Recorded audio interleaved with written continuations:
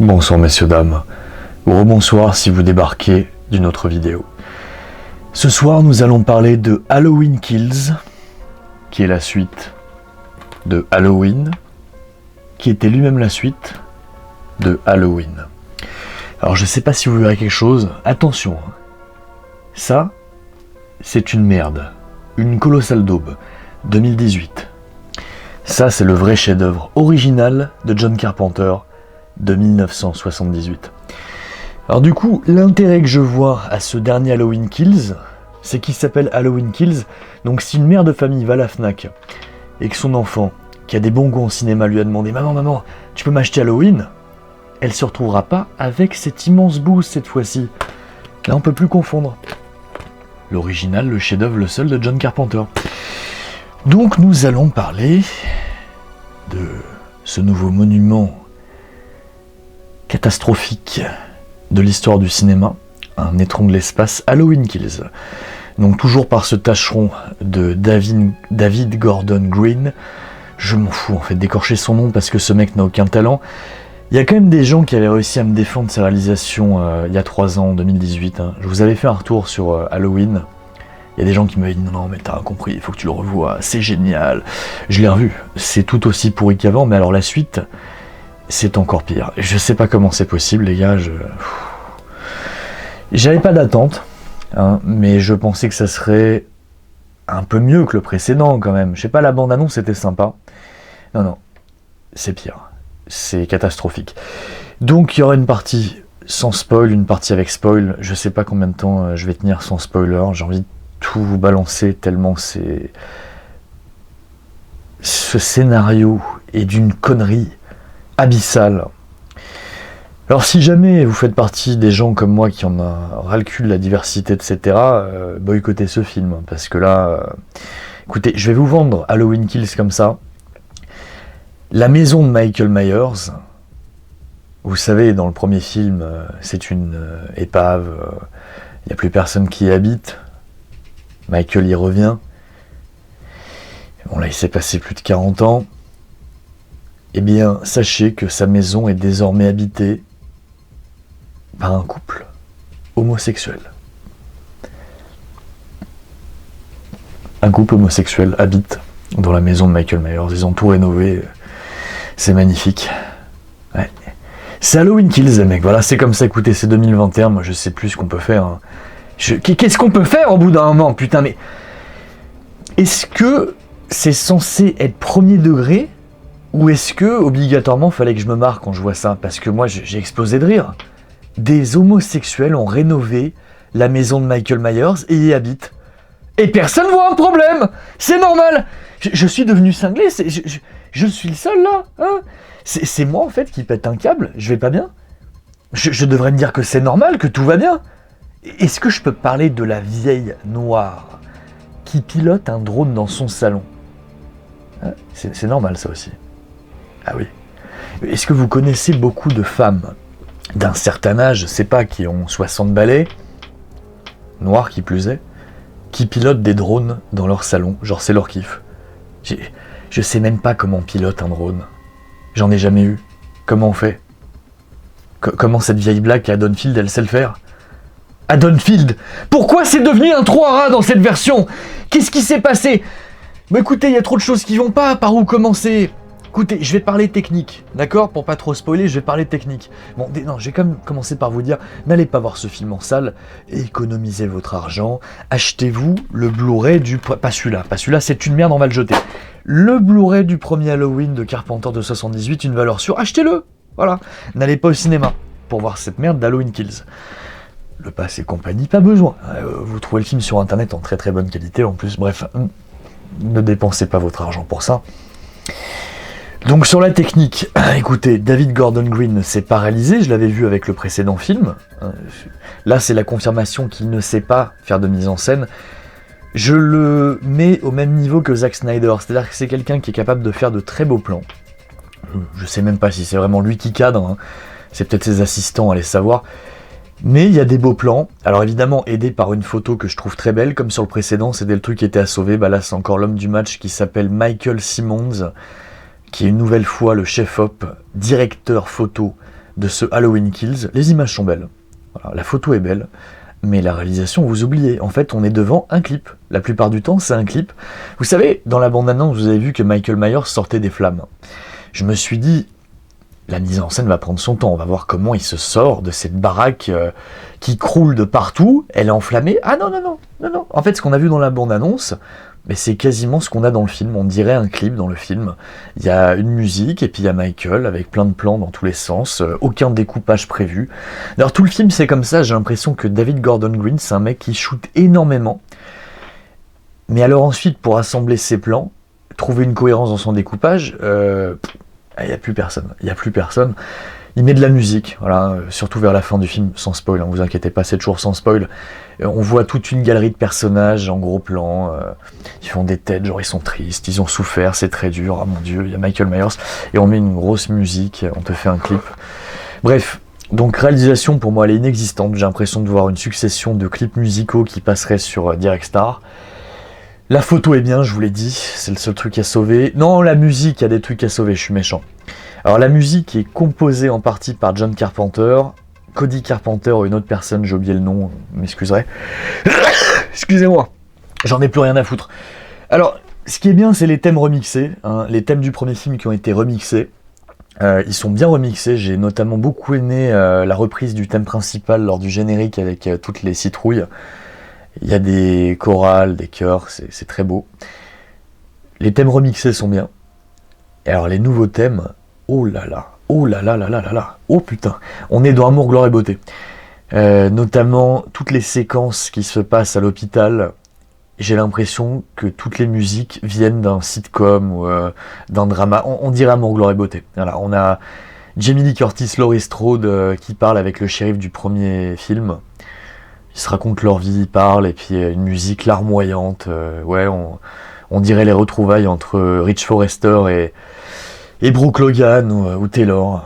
Catastrophique, pitoyable.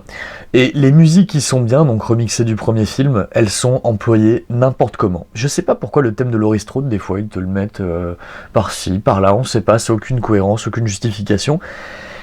Et tout va tellement vite dans le montage. En fait, il y a tellement de plans. C'est le symptôme pour moi des films de ces 10-15 dernières années, c'est que vous comptez 5, 6, 7 secondes et on passe au plan suivant, maximum. Allez, t'as peut-être quelques plans qui durent 10-15 secondes, en étant généreux, quelques-uns, mais la plupart du temps, c'est 5-6 secondes, c'est comme ça. C'est un peu comme ça sur Rogue One d'ailleurs. Et d'ailleurs, Rogue One... Il y a une séquence qui m'y a beaucoup fait penser dans ce Halloween Kills. C'est en ouverture, il y a un flashback qui se passe en 1978. Donc juste après le premier film, rappelez-vous, Sam Loomis avait tiré à bout portant sur Michael Myers qui tombe du premier étage. Et là, il y a un plan sur le gazon, on voit que son corps n'est plus là. Donc là, ce film se dit, oui, je peux me mettre dans les bottes de John Carpenter. On va faire la suite de ce film. Et ils mettent un flashback donc au début, qui se passe en 78. Et j'avais envie que ça marche. J'avais vraiment envie que ça marche, mais ce qui ne fonctionne pas, c'est la putain d'Oréa qui est inexistante. Reprenez le premier film, le chef-d'œuvre. John Carpenter a acheté le Blu-ray. L'ARIA est minimaliste. Je vais vous dire franchement, j'ai revu ce film peut-être 40, 50, 60 fois. Je peux même pas vous dire le nombre de fois où j'ai vu le premier Halloween. C'est mon film d'horreur préféré. C'est un de mes films préférés. Il y a une ambiance de dingue. Les plans de caméra sont pas si maîtrisés que ça quand vous revoyez le film. Mais on coupe pas toutes les 5 secondes les plans. Vous voyez, on installe l'ambiance. Tout le sound design composé par John Carpenter correspond à ces plans, correspond aux apparitions de Michael Myers. Les thèmes composés pour le film collent parfaitement à l'ambiance d'Haddonfield. Tout est parfait, c'est parfaitement imbriqué. Là, ils essaient de recréer ça. Alors la photo est vachement plus léchée que le film original de Carpenter, hein. Les plans sont plutôt beaux, mais alors les acteurs, là, les jeunes qui prennent pour faire les jeunes de 78, on n'y croit pas, ils sont très vulgaires. Ça correspond pas du tout à comment parlaient les jeunes à l'époque. C'est un tout, hein. C'est leur langage, leur gestuel. Il n'y a rien qui me fait croire que c'est des jeunes qui viennent de 78. Les plans qui coupent toutes les 5 secondes, mais ça n'a plus rien à voir avec la de Carpenter, donc le flashback il est mort, il est déjà mort à ce moment-là. Et on te ressuscite Sam Loomis, donc Donald Pleasance, qui jouait Sam Loomis à l'époque, on te le fait revenir en mode CGI. Un peu comme Carrie Fisher, Leia dans Rogue One. C'est pour ça que ça m'y a refait penser. c'est pas trop mal fait, surtout pour un film qui a coûté 20 millions de dollars. Le film n'a pas coûté très cher. Je veux dire, une grande qualité du film, c'est qu'il n'a pas coûté cher et on voit le pognon à l'écran. Le précédent avait coûté moitié moins, je crois que c'était 10 millions de dollars. Honnêtement, pour 20 millions, je me dis ça va, ils ont bien employé le budget, ok. Le problème, c'est que si tu me proposes la suite directe, ce qui se passe juste après le premier Halloween, et qui justifie que vous avez retcon, vous avez effacé Halloween 2, je vais vous montrer Halloween 2 en Blu-ray, je vous en reparlerai de toute façon parce que la rétrospective Halloween arrive le 31 octobre sur Padawan HD les mecs. J'ai rematé tous les films, j'ai tous les Blu-ray. Ça c'est les éditions, je sais pas si vous verrez bien, Le Chat qui fume. Ils ont fait un remaster incroyable du film de 80, Halloween 2, magnifique. Vous voyez ce film, il atomise Halloween Kills. Il atomise évidemment cette merde que j'ai jetée tout à l'heure d'Halloween 2018. Halloween 2 atomise Halloween 2018, Halloween Kills, faut le comprendre, d'accord?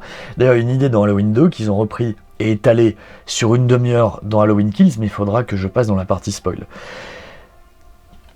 Achetez-le. Chat qui fume, édition, vous pouvez le trouver chez Metaluna, très très bien. Bref, j'en étais, oui, le flashback. Écoutez, le flashback n'apporte rien. À part que c'est pas trop mal fait, quoi. Sam Loomis, on y croit presque. Bon, ils ont pris un imitateur pour faire la voix de Donald Pleasance. J'ai pas cru une seconde, je connais trop bien sa voix. Mais allez, pourquoi pas. En fait, c'est tellement un travail d'amateur. Arrivé à ce niveau, en fait, pour moi, c'est de la fanfiction. Ces mecs sont tellement nuls. J'ai de la peine pour eux, je me dis, allez, ok, allez, j'accepte votre boui-boui, c'est pas grave. Non, à la limite, le truc que j'ai bien aimé, c'est le Michael Myers 78 revisité en 2021. Je dois dire que j'ai affaire à des connaisseurs de Michael Myers. Je peux vraiment reconnaître ça. C'est que le masque, ils ont fait une bonne réplique. Alors évidemment, ça sera jamais la même chose que sur le premier film. Ils n'ont jamais réussi à recréer le masque du premier film. Pour une somme de raisons. Donc à l'époque, ils avaient pris un masque du visage de William Shatner. Et c'est une anecdote que j'ai constamment oubliée, mais c'est marrant parce que je rematais La 4ème dimension. Il y a un épisode où... t'as un mec, il met de l'argent dans une espèce de machine à lire l'avenir, et il y a William Shatner dans cet épisode, et c'est vraiment l'époque où il était jeune, et je vois totalement les traits de Michael Myers dans son visage, vous voyez, plus que dans Star Trek quand il est Captain Kirk. Bref, je fais une petite parenthèse, parce que le masque de Michael Myers, donc là, écoutez, excusez-moi, j'ai pas le bon masque, faut que je fasse comme dans le film. Michael, tu veux ton masque? Il est important pour toi, ton masque, va le chercher! Bon là, j'ai le masque d'Halloween 6, excusez-moi. Mais le masque du premier film, c'était inspiré des traits de William Shatner, c'était vraiment un masque de William Shatner qu'ils avaient repeint. Mais ils n'ont jamais réussi à recréer exactement ce masque. Dans la suite Halloween 2, je vous remonte le Blu-ray magnifique, Le Chat qui fume, les éditions, très très beau remaster. C'était le même masque, mais sur un acteur différent, du coup ça marchait pas du tout. Là, je crois qu'ils ont repris Nick Castle pour Halloween Kills, donc, qui était sous le masque dans le premier, donc c'était un des acteurs qui campait Michael Myers dans le premier film. Et je pense que c'est lui qu'ils ont repris pour le flashback, mais là ils ont une réplique du masque, c'est plus exactement le même. On voit trop les yeux, je trouve, mais c'est plutôt pas mal. Ils ont pas fait n'importe quoi, c'est plutôt pas mal.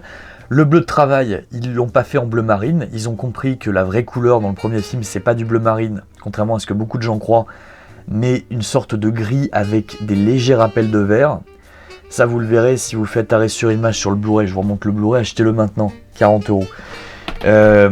La séquence où Michael Myers chasse Tommy Doyle au début du film, vous verrez que le bleu de travail, il est gris et non pas bleu. D'accord? Mais ça, ils l'ont compris, je pense, dans le remake. Avec l'étalonnage, c'est dur, mais ça me paraît plus gris avec des rappels de vert que bleu marine. Bref, j'aime bien les détails comme ça. On voit qu'ils ont abîmé l'œil pour correspondre à la fin du premier film, donc j'ai dit bien. Par contre, j'ai l'impression qu'ils ont oublié le trou qu'il a ici, dans le cou. Parce qu'il se prend un truc à la fin du premier film, je suis un taré. Mais flashback plutôt réussi, on va dire. Non, ce qui déconne, écoutez, après c'est tout le reste. Le rythme du film, il dure 1h40, 45 avec le générique de fin. C'est interminable. Et le plus gros problème, c'est que j'ai pas l'impression d'être à Haddonfield, mais à South Park. Donc je vous l'ai dit, la maison des Michael Myers est habitée par un couple d'homosexuels, on dirait Monsieur Garrison et Monsieur Esclave.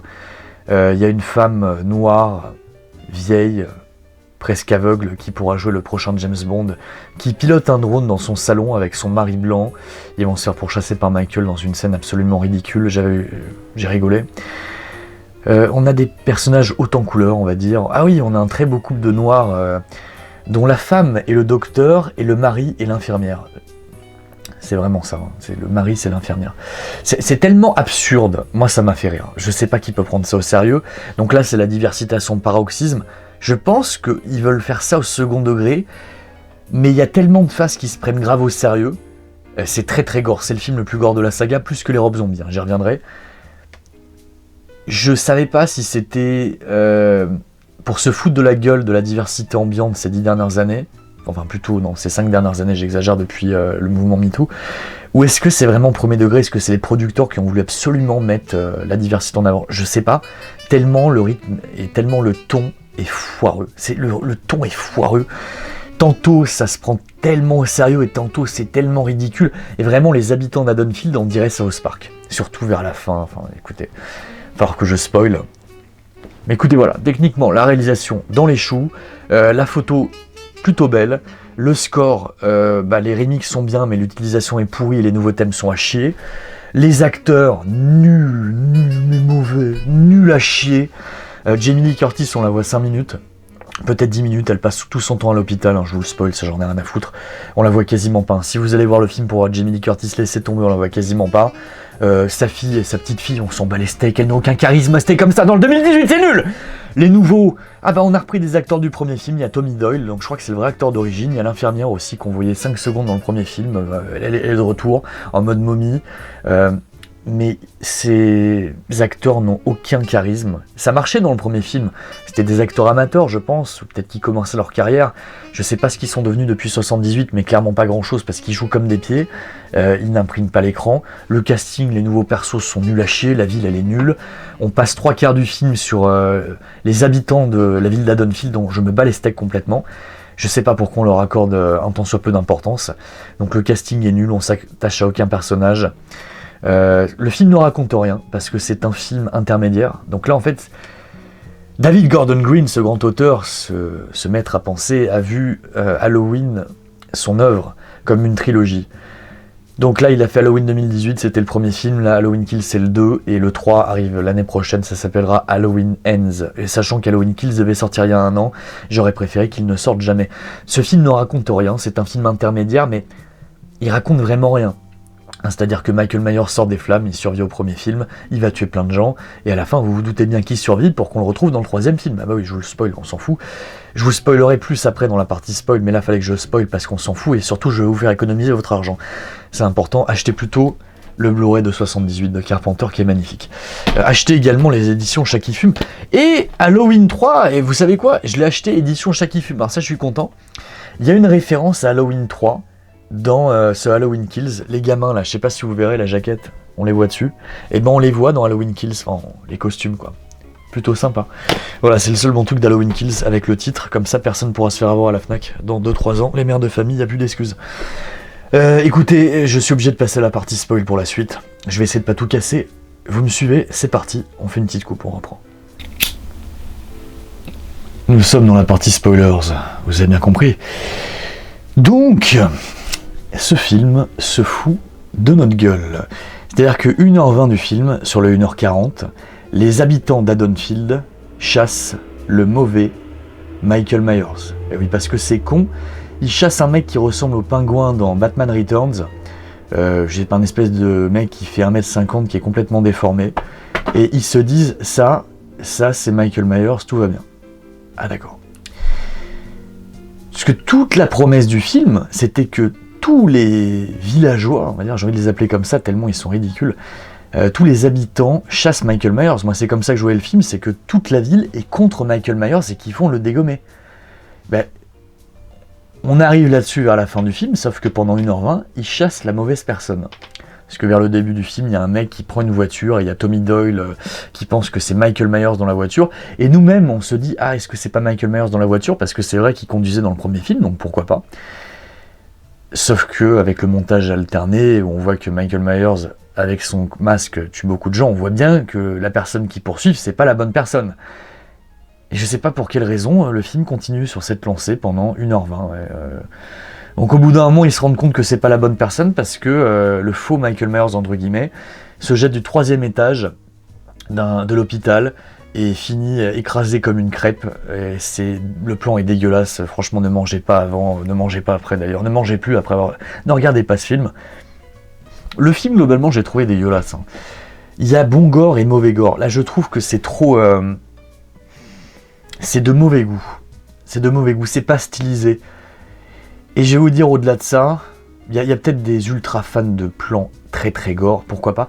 Moi, je ne crois pas en cette incarnation de Michael Myers, c'est ça le problème, avec cette violence, cette intensité.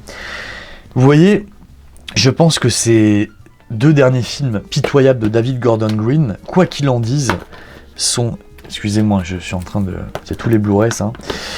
Ils ont été extrêmement inspirés par les films de Rob Zombie. Donc, Halloween de 2007 et Halloween 2 de 2009. Clairement, Rob Zombie, c'est l'inspiration derrière pour moi Halloween Kills. Hein. Sauf que, dans les films de Rob Zombie, Michael Myers, c'était une masse. Il était campé par l'acteur qui s'appelait Tyler Mane, qui faisait genre 2m10, 2m15, et puis c'est une armoire le gars. Visuellement, il imprime l'écran. Là, les différents acteurs, parce qu'il y a plusieurs acteurs qui jouent le nouveau Michael Myers version 2018-2021, il est trop frêle. On n'y croit pas. Alors vers la fin du film, il démasque Michael Myers, on le voit en mode vieux papy avec une calvitie. C'est ridicule. Il n'y a aucun moment où je peux croire à ce Michael avec une force surnaturelle et qui résiste à tout. Pas comme la version de Rob Zombie. Ça marche beaucoup moins bien. Par contre, il y a un truc que j'ai trouvé vraiment sympa, mais pour moi qui est repris de... Où c'est que j'ai mis le Blu-ray? C'est l'idée, elle est reprise quelque part de Halloween 6, il est ici.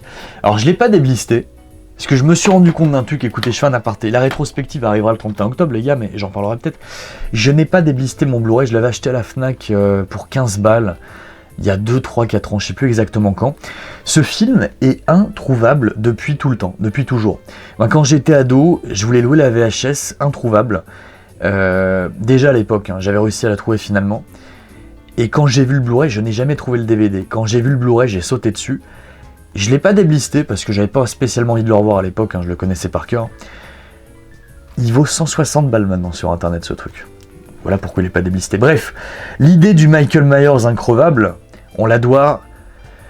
Quelque part, on la doit déjà à Halloween 4, parce que rappelez-vous, à la fin d'Halloween 2, de 81, je parle, Michael Myers crevait dans les flammes, il venait de se faire péter ses 2 yeux par Laurie Strode, 2 balles de revolver dans les yeux, et dans Halloween 4, il revient en mode zombie. Mais dans Halloween 6, on apprend que c'est la secte, une secte qui le ressuscite. Ben là, on a un petit peu cette idée du Michael Myers qui va survivre quoi qu'il arrive. Donc ça, vous l'aviez entendu dans la bande-annonce. C'est Laurie Strode qui dit The more he kills, he transcends. Plus il tue, plus il se transcende et plus il devient inarrêtable.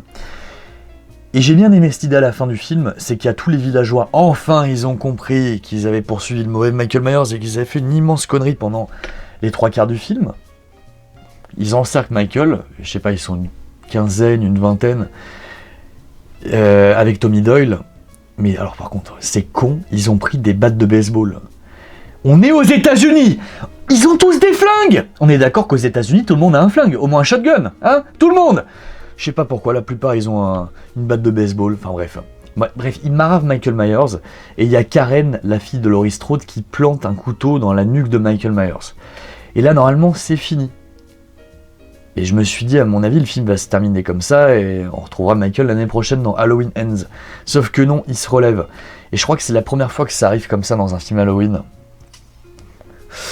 Dans tous les Halloween, il se prend plein de trucs dans la gueule, et puis il revient au film suivant avec des prétextes scénaristiques plus ou moins foireux. Je crois que le pire, c'était à la fin d'Halloween 20 ans après.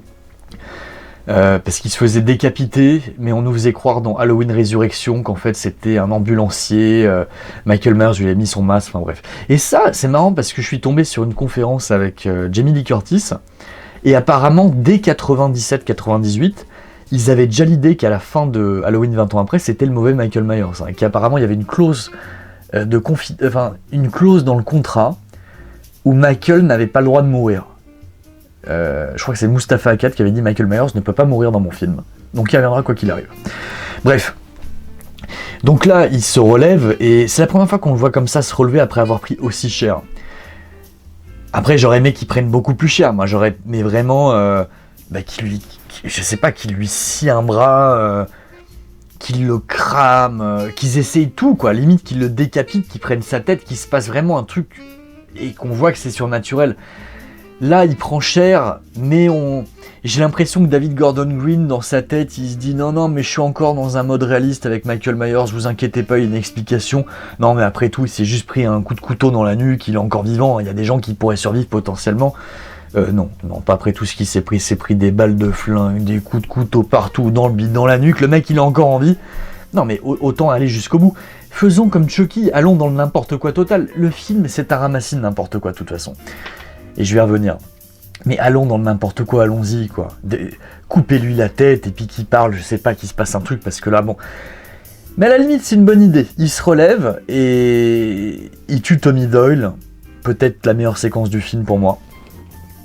Par contre, c'est un peu con d'avoir amené Tommy dans ce film, avec d'ailleurs, la plupart des mecs qu'on a fait revenir du premier, qui sont les vrais acteurs de l'époque, ils meurent tous, je crois qu'ils y passent tous dans ce film.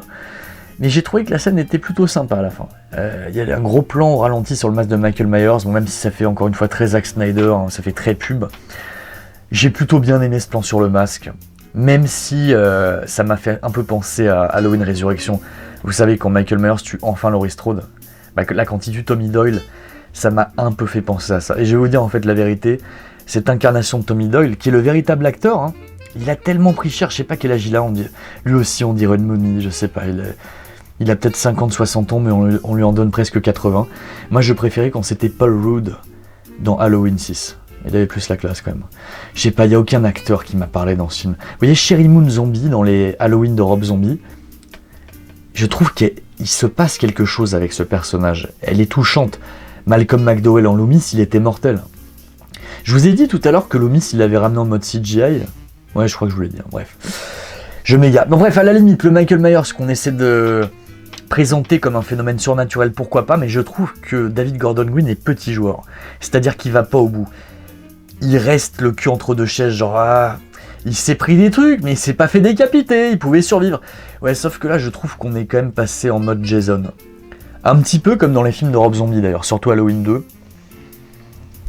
Sauf que vraiment, encore une fois, je trouve que les acteurs qu'ils ont pris pour jouer ce Michael Myers n'est pas assez costaud. On n'y croit pas, c'est pas Ken Hodder en Jason, c'est pas Tyler Mane en Michael Myers dans les zombies.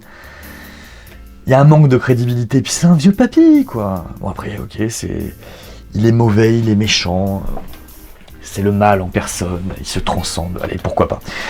Bref, au-delà de ça, écoutez, voilà, je vous l'ai dit, on a passé 1h20 à suivre le mauvais Michael Myers. Les habitants de la ville, pour moi, on est dans South Park, ils sont tous plus cons les uns que les autres. Leurs réactions sont débiles. La plupart du temps, quand ils savent qu'il y a Michael dans la maison, plutôt que de rester ensemble, les mecs, ils se séparent. Ils vont chacun dans leur coin, t'inquiète, je vais choper Michael de mon côté, vas-y, bon courage à toi. Puis ils se font trucider. Il y a un gros problème de ton dans le film, comme je vous l'ai dit. Moi, j'ai trouvé ça extrêmement comique, je vous dis vraiment, le moment où la nana Black, elle dit c'est moi le docteur et mon mari c'est l'infirmière, mais t'as envie de te pisser dessus, quoi. On est où? Puis alors le couple d'homo là à la fin, ils sortent un couteau parce qu'ils savent que Michael est dans la maison. Il y en a un qui sort son couteau, il a un petit couteau, il dit j'ai un couteau. Et t'as son copain, il sort un autre couteau qui est un peu plus grand, il dit j'ai un couteau. Évidemment c'est Michael qui a le plus gros couteau et il les trucide. Ah puis il y a une réplique pourrie, encore avec les homos là. Et t'as le mec là, celui qui me fait penser à Monsieur Esclave qui dit Michael, tu es rentré à la maison. Et puis il meurt hors champ. Pourri, c'est lamentable. Le gros problème du film en fait, au-delà du fait que les habitants chassent pas la bonne personne, c'est qu'on a l'impression que l'action se passe pas du tout avec qui elle devrait se passer. C'est-à-dire qu'on suit des habitants random de Haddonfield qui ressemble plus que jamais à un trou à rats, un ghetto. C'est ça South Park, je vous dis. On suit des personnages random d'Haddonfield plutôt que de suivre Laurie Strode, ou sa fille, ou sa petite fille. Il y a quand même 3 membres de la famille Strode. Il y a la petite fille, la fille et Laurie Strode. La petite fille, on la voit, allez, 5 minutes, et encore. La fille, on la voit peut-être 5 minutes également. Elle meurt à la fin, je vous le dis, elle meurt. Alors, c'est pas encore sûr à 100% qu'elle meurt, c'est peut-être un truc imaginaire. Parce qu'à la fin, elle voit Michael Myers en mode petit, habillé en clown, comme au début du premier film. D'ailleurs, petite parenthèse par rapport à ça, j'ai trouvé ça dommage que le flashback, ils le fassent pas en plan séquence. Parce qu'ils font un throwback, ils font une scène qui rappelle la fin de l'intro du premier film. quand Michael tue ses parents, il y a un plan séquence et à la fin il y a un cut et on voit Michael, il y a les parents de Michael qui arrivent.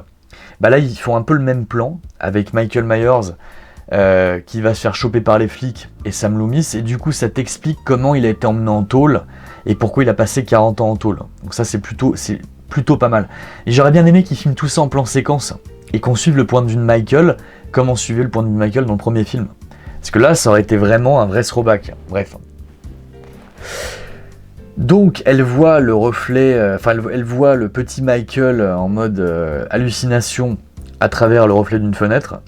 Elle va dans la maison, elle se fait trucider par Michael et ça finit comme ça. J'imagine que c'est une séquence imaginaire, mais peut-être que Karen, la fille de Laurie Strode, y est vraiment passée. On s'en fout, de toute façon ce personnage n'avait aucun intérêt. Et quant à Laurie Strode, bah écoutez, ouais, on la voit 5 minutes. Hein. Jamie Lee Curtis, c'est simple, elle ne quitte pas l'hôpital du film. À part la séquence où elle dit Let It Burn que vous avez vu dans la bande-annonce, bah elle passe tout le film à l'hôpital. Et à tout casser, on la voit 5 minutes dans des scènes larmoyantes où elle parle au shérif, à Tommy Doyle, avec une musique mais vraiment complètement à l'ouest qui n'a rien à voir avec les thèmes de Carpenter. Je crois que c'est pas lui qui a composé ça, c'est pas possible, hein, c'est pas son style. C'est trop pourri. Je peux pas accepter que ce soit lui qui ait composé ça, les mecs. Tout le casting, donc tous les habitants d'Haddonfield, on s'en fout, en plus ils chassent la mauvaise personne. Ils se font tous maraves. Ce qui m'a fait marrer quand même, c'est les pompiers, parce que j'avais pas réfléchi à un truc, c'est plutôt cohérent, c'est que les pompiers sont pas censés avoir de gun. Ils ont des outils pour déblayer le chemin, pour éteindre l'incendie, mais ils ont pas de gun, donc ils se font tous maraves par Michael Myers, mais c'est trop rapide la séquence, j'aurais aimé qu'elle dure genre 10 minutes. Genre vraiment quand on montre le parcours intégral de Michael Myers qui trucide tout le monde un à un, mais là c'est monté comme un clip et la vérité, on voyait quasiment tout dans la bande-annonce. Toutes les meilleures scènes du film sont dans la bande-annonce, excepté le flashback du début, ouais, qui fait clairement partie des meilleures scènes du film, avec la scène de fin où Michael se relève, et où on le montre vraiment en mode boogeyman, en mode Jason, hein. Là vraiment, pour moi, ils épousent le mode zombie, donc j'espère que dans Halloween Ends, on va vraiment présenter Michael Myers comme un putain de zombie, et limite, faut qu'il finisse comme le T-1000 dans la lave, quoi. Faut qu'il trouve le truc ultime pour s'en débarrasser définitivement. Je vois que ça. D'ailleurs, je trouve que quand il sort des flammes de la maison au début, ça fait beaucoup penser à Terminator. Et c'est le seul moment où j'ai trouvé que le score suivait plutôt... C'est le seul moment où le score est plutôt bien intégré à la séquence. Mais tout le reste du film, le score, mais...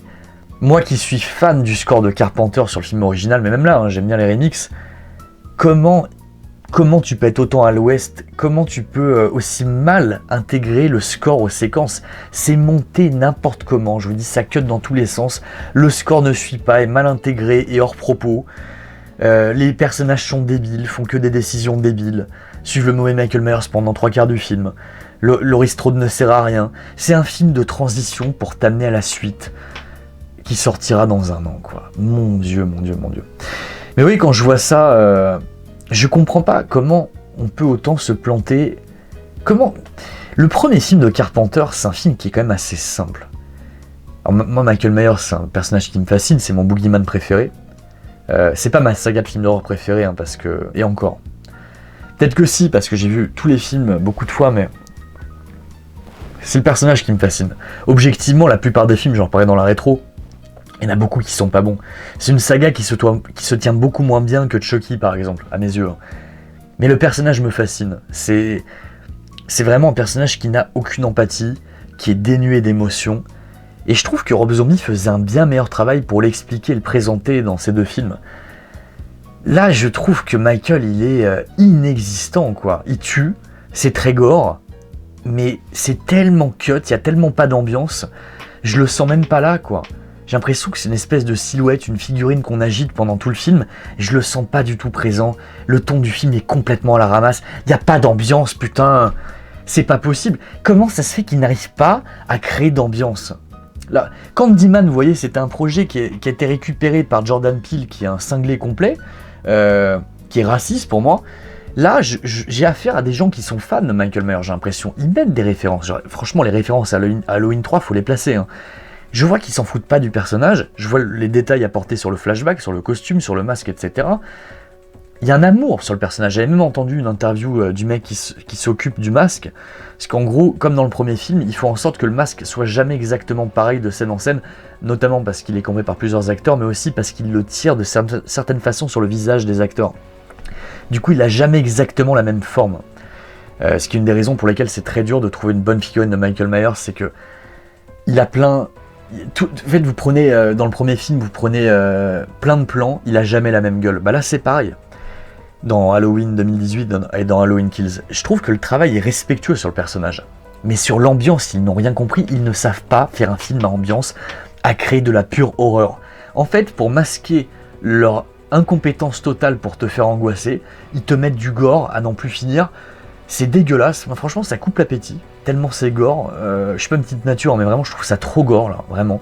En plus, la plupart des meurtres, mais même j'ai envie de dire tous les meurtres, à part peut-être le coup de l'égorgement avec un néon, tous les autres meurtres on les a déjà vus dans les anciens Halloween, notamment le meurtre avec les pouces dans les yeux, je sais plus dans quel Halloween c'est, mais on l'a déjà vu, je sais plus si c'est dans un Rob Zombie.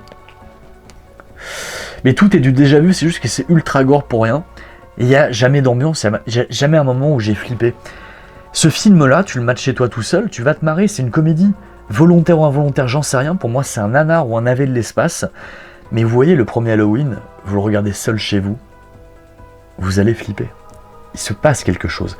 Il y a un sound design, quand Michael il bondit, il y a un bruit strident, ça fait peur, ça te happe. Là, il n'y a rien, il n'y a aucun talent. Puis clairement, c'est un cache-misère de 1h40 pour t'amener à la suite. C'est une bande-annonce d'1h40 pour Halloween Ends. Bref, c'est un foutage de gueule. Il n'y a quasiment aucun talent derrière, à aucun étage. C'est une catastrophe. Je sais pas si c'est pire que Candyman, mais je l'ai mal vécu. Voilà, on se fout de ma gueule, on m'a pissé à la gueule. Boycottez-moi ce film, c'est acheter à la poubelle. Évidemment, je n'achèterai pas le Blu-ray. Je le mets quasiment au même niveau que Halloween Résurrection, qui avait au moins un truc pour lui. J'attends à la limite peut-être les bonus d'Halloween Kills pour être sûr, mais dans Halloween Résurrection, il y avait une scène coupée qu'ils n'ont pas gardée malheureusement pour l'intro, qui était géniale. Et j'en reparlerai dans la rétrospective. Là, il n'y a jamais eu un début d'ambiance comme ça dans 1h40 dans ce Halloween Kills, ni dans le 2018. Voilà, la photo est belle, je sens un amour pour le personnage, mais je sens des incompétents amateurs qui me font de la fanfiction. C'est nul à chier, c'est sans moi. Merci, écoute pas Hollywood. Merci de m'avoir suivi, messieurs, dames, je vous dis à très bientôt. Ciao.